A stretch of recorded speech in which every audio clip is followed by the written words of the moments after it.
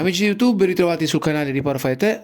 Avete dimenticato la password sul vostro televisore Hisense o Yopri e non sapete come entrare nel menu? Molto semplice, basta inserire una password universale. La procedura vale solo sui TV che hanno come sistema operativo VIDAA.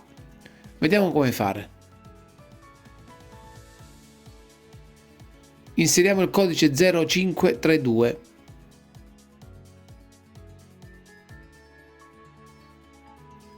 Fatto questo, riusciamo poi ad effettuare la nostra ricerca dei canali ed modificare altri parametri nel televisore.